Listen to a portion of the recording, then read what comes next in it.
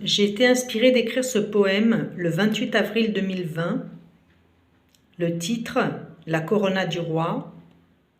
Le mot corona en espagnol signifie couronne, auréole.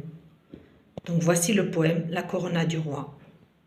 Il est arrivé chez nous au printemps comme une floraison funeste.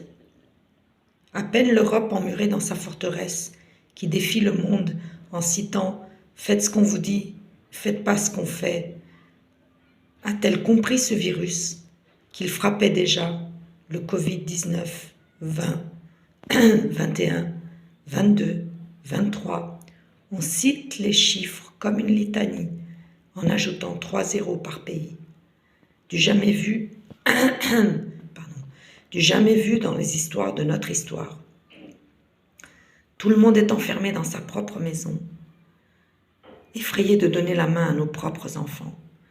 Nos propres mains sont devenues innocemment des armes à tuer pour nous infliger la mort. Une caresse, une salutation, un simple contact sont devenus des armes fatales entre nos mains, qu'on n'a pas su tendre vers Dieu le Tout-Puissant, pour l'implorer pour nos trop lourds péchés. Ces mains qu'on ne savait plus tendre depuis trop longtemps, ni vers notre prochain, ni vers notre Dieu aimant, sont devenues des armes semant la mort, sont devenus nos propres ennemis. Restez chez vous, loin de votre prochain, sonne comme la malédiction de la mondialisation. Touche pas à ton voisin. Si on les lève toujours pas vers Dieu,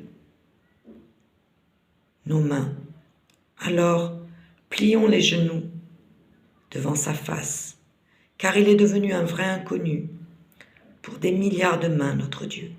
Ça, c'est certain. Dieu a tant guetté ses mains qu'il a attendu comme des signes de reconnaissance, venant de cœurs qu'hélas, beaucoup trop lui ont fermés. Il a été fidèle, il a patienté qu'on le respecte. Il a dû assister au spectacle déshonorant de la salissure de son merveilleux nom. Et nos fautes sont devenues comme un nœud dans sa main, qu'il a abattu sur sa terre, devenue une poubelle peuplée de ses créatures au cœur affligeant.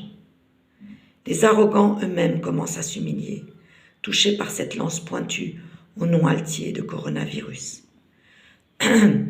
La corona d'épines malades qu'on a continué à enfoncer dans le crâne du Maître, Jésus, avec des mains dures et froides. Cette année, la Pâque s'est fêtée, seul, chacun chez soi.